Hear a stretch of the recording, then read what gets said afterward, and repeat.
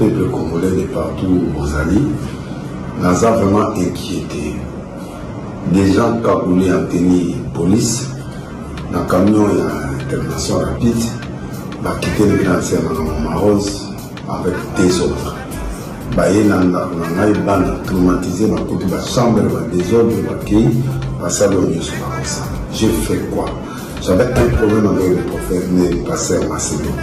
Toyokani Tukutani Nanaye, pasteur Ken Tukutani Nabatounyos. Tout souli pendant 4 heures du temps. Qu'est-ce qu'on n'a pas dit? Qu'est-ce qu'on n'a pas fait? Je me suis incliné. Na kititi na niveau na bokitade. Na c'est pas.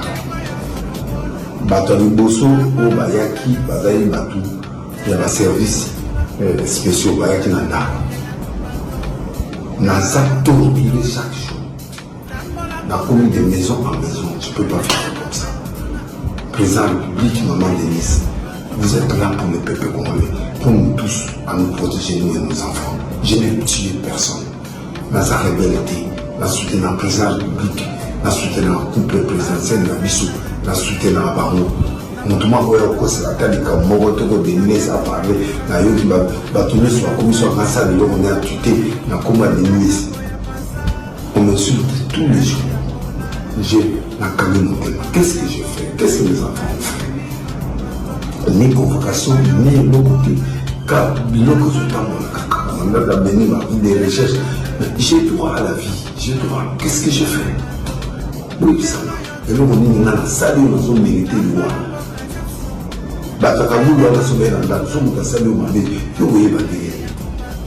C'est pas possible. Qu'est-ce que j'ai fait? Aucune convocation. On m'a dit que ça m'a dit.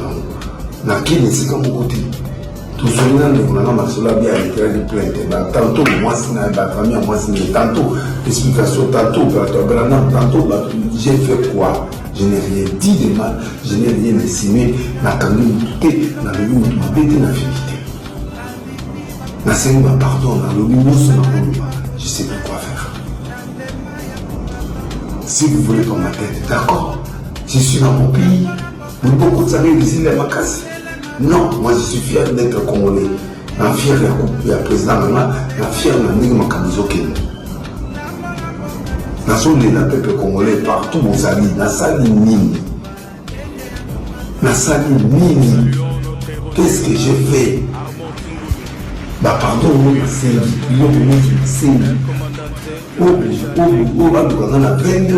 23h, type à 47, type à jeunesse, on s'aligne.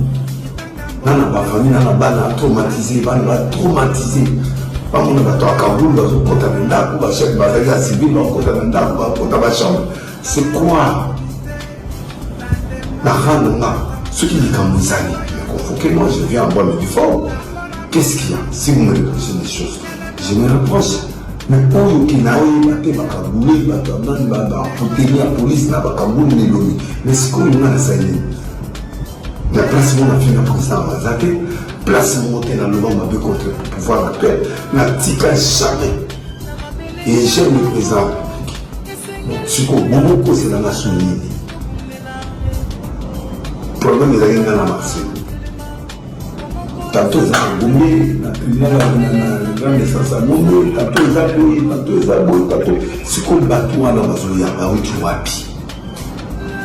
Imaginez le bateau à la Mazoya, à Moutoubo, à Massabam, sur la Saïgamabé, pour identifier le bateau à la Ndengeni. Peuple congolais, l'autre à la Kambo, maman président de la République, c'est pas normal. Margozoya, la Saïdi. Je suis privé d'aller à l'église pendant 2 semaines. Je suis privé de prêcher dans mon église. Je suis privé de ne rien faire. Il y a, qu'est-ce que j'ai fait? Est-ce qu'il y a mort d'homme? Il y a quoi? Il y a quoi?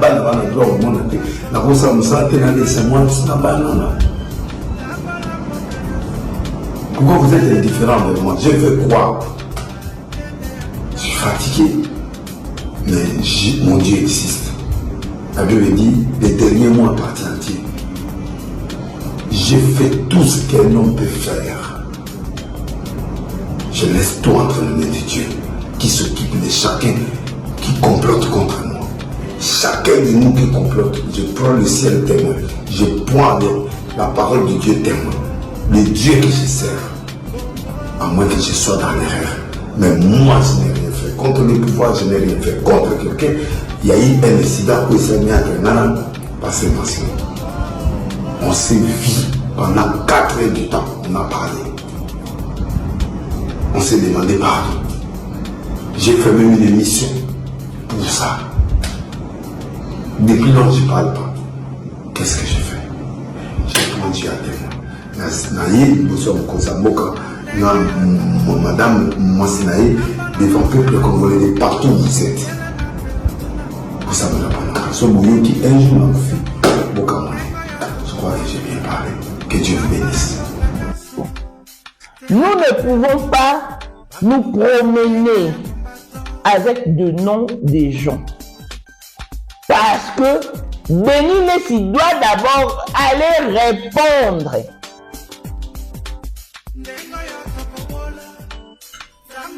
C'est en allant répondre qu'il saura à qui il a affaire. Mais quand ces assaillants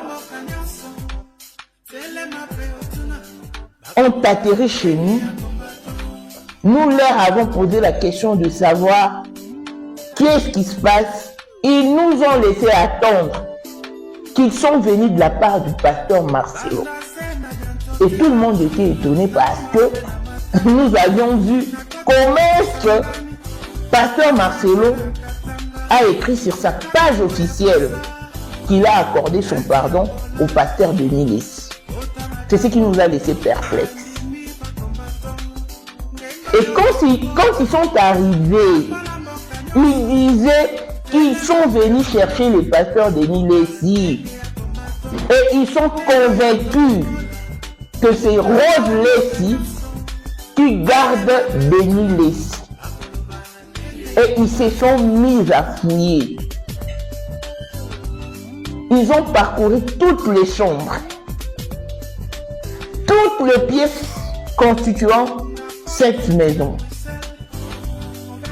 Ils ont même cassé le plafond parce que d'après eux, Denis Lessi était caché au-dessus.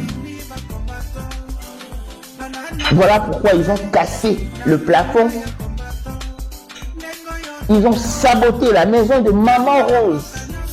Et puis, étonnant parce qu'ils ont voulu savoir comment est-ce que Maman Rose Lessi pouvait-elle se permettre de construire une si grande et belle maison. Ils sont venus pour autre chose. Et leurs questionnements se sont désorientés. Bateau Bakenekuna, c'était la police criminelle. Maman Rose Lessi est une femme mariée. Elle est mère de 6 enfants et elle a 20 petits-fils qui vivent en Europe, bien évidemment.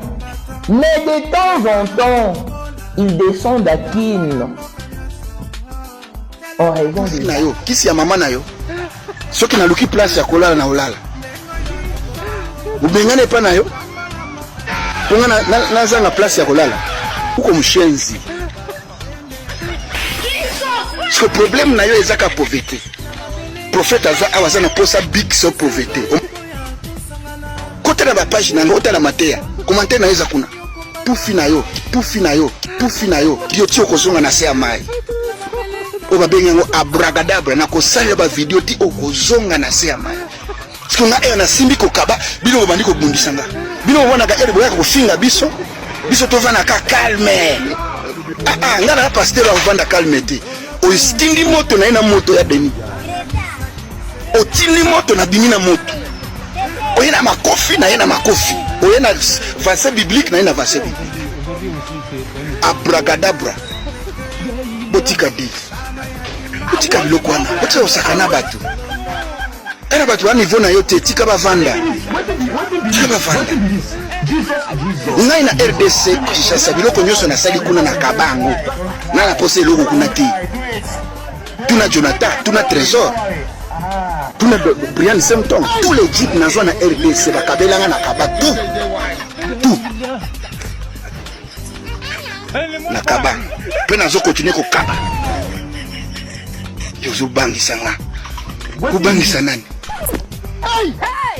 yo ato minga na justice oza na mbongo yo bakanga mutu ya mbongo na komemo na justice oza na combien oza na mbongo afuta avocat yo ndingo za justice pona bomio justice pona nini ya na zui petit zala calme lukanzambe ya solo tolalaga na ngomba 6 heures d'ita prière lukanzambe zamba kopambola yo tika ba black zamba pambola bana nga nyoso parlement céleste na changer te mais na demo moko nazoluka nazongisanga na se ya mai bozala calme bobanga te prophète baraka alataka bilonge belé soki eza moma akokita boye lokola basango na oya na okiti oyo eza ta combat spirituel